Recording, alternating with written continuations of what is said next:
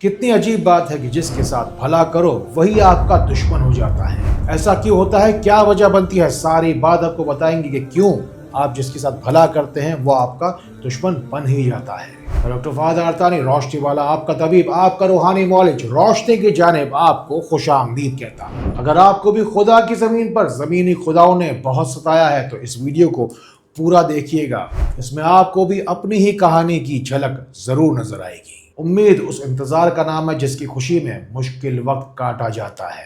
ये मसला था तहमीना साहिबा का, जिनकी शादी तो बहुत ज्यादा धूमधाम से की गई। शादी इतनी ज्यादा धूम धड़के से की गई कि लोगों की नजरें पहले तो इनके ऊपर ठहर गई, फिर जैसे इनकी खुशियों को नजर ही लग गई। तहमीना 5 भाइयों की लाडली इकलौती बहन थी और ये अच्छे खासे खाते पीते लोग थे। और इकलौती बहन की शादी में जितना हो सका इन्होंने किया और किसी भी चीज की कमी नहीं छोड़ी। दरअसल तहमीना जिस घर में शादी होकर आई थी उस घर में पहले से उसके स्वागत के लिए 2 बड़ी जेठानियां मौजूद थी। तहमीना दरअसल थी अपने बाप की लाडली और 5 भाइयों की राज दुलारी। जमाने की मुश्किलात और दुनिया की हवा तो तहमीना को जैसे लगी ही नहीं थी और अब इस घर के अंदर 2 शातिर दिमाग और तजुर्बेकार औरतों का सामना था।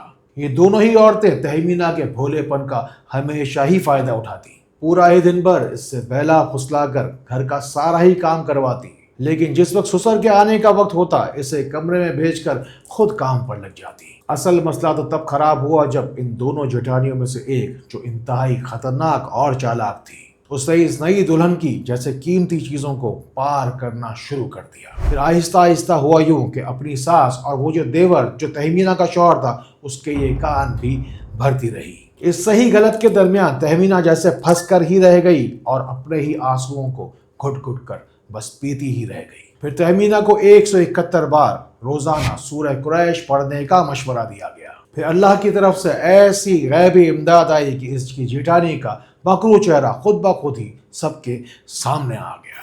सूरह कुरैश को तो वैसे ही पढ़ना बाइस से बरकत है, बाइस से फजीलत है। अंधेरों से निकलने के लिए क्या चाहिए, बस थोड़ी सी रोशनी ही तो चाहिए। बस रोशनी की एक किरण भी जिस जगह पहुंच जाए वहां फिर अंधेरे का क्या काम। अपनी जिंदगी में बहुत सारी खैर बरकतें आसानियां समेटते रहिए, क्योंकि आपकी जिंदगी आपके अपनों के साथ भी तो जुड़ी हुई है। बस रोशनी सेंटर के साथ जुड़ जाइए और अपने नसीब की रोशनी अपने घर ले जाइए। कहते हैं कि भलाई उतनी ही करनी चाहिए जितनी के भली लगे। एक साहब थे अब्दुल रज़्ज़ाक, जो कि शिकागो USA में रहा करते थे। पहले एक काम कीजिए कि अगर आपके साथ भी ऐसा होता है कि जिसके साथ आप भला करते हैं वो शख्स आपका दुश्मन बन जाता है, तो बस कमेंट्स में चले आइए, अपनी पूरी रुदाद आप मुझ तक पहुंचाइए ताकि बराह रास्त आपको सारी की सारी बात का जवाब आप तक पहुंचाया जा सके।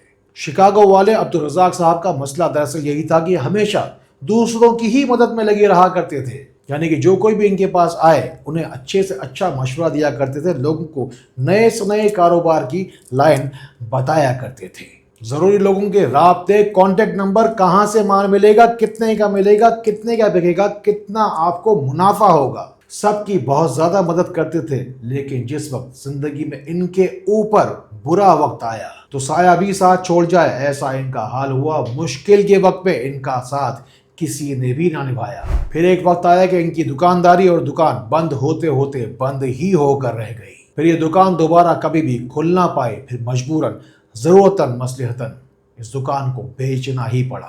हद तो तब हो गई जिनका हाथ पकड़ के इन्होंने आगे बढ़ाया था उन्होंने भी मुश्किल वक्त में इनका हाथ ना थामा। अब्दुल रज़्ज़ाक साहब को, उनकी बेगम को और उनके बच्चों को यासमीनों का पावरफुल वजीफा दिया गया। फिर चंद महीनों के बाद शिकागो के मेन बाजार के अंदर एक छोटी सी दुकान इन्होंने अपनी बीवी की मदद से दोबारा शुरू की। इस मर्तबा अखराजात को कम करने की नीयत से किसी भी नौकर को काम पे नहीं रखा गया। सारे के सारे घर वाले मिलकर ही मेहनत किया करते। इन बातों को ऐसे ही ना जाने दीजिए, इन बातों को उन लोगों तक जरूर पहुंचाइए जिनको आपसे ज्यादा इन बातों की जरूरत है, क्योंकि ये बातें आपको आगे चल के काम आएंगी अबदी जिंदगी में, अगली जिंदगी में। एक और साहब की दास्तान तो बड़ी अजीब व गरीब थी कि जो शख्स जिंदगी भर लाखों रुपए कमाता रहा उसकी जिंदगी में आखिरी वक्त में कुछ भी हाथ में ना आया। ये थे असलम साहब, जो सऊदी अरब के शहर जद्दा में बेहतरीन नौकरी किया करते थे।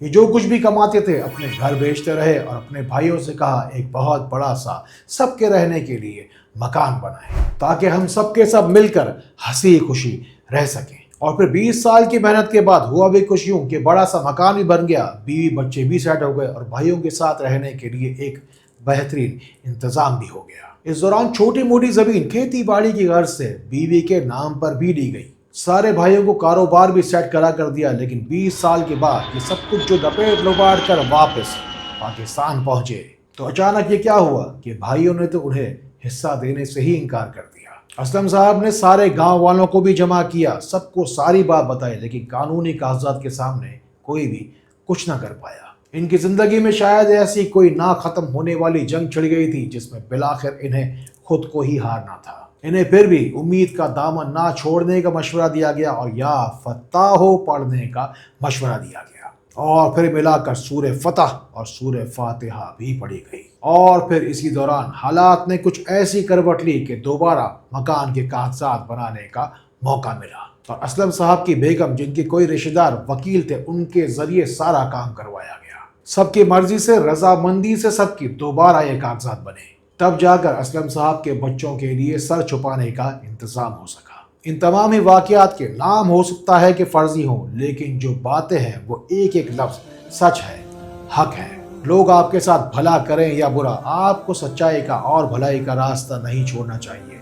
अच्छी अच्छी नियतें कीजिए, शेयर का बटन दबाइए। पूरी दुनिया के किसी भी कोने से कमेंट्स में अभी चले आइए, दुआ में अपना नाम जरूर शामिल करवाइए। बाकी हो कोई सवाल जिंदगी में जो बहुत सताता हो, बहुत दिल दुखाता हो, तो इन नंबरों को मिलाइए, इंशाअल्लाह आपको रोशनी में तो मैं ला कर। अस्सलाम वालेकुम वरहमतुल्लाह।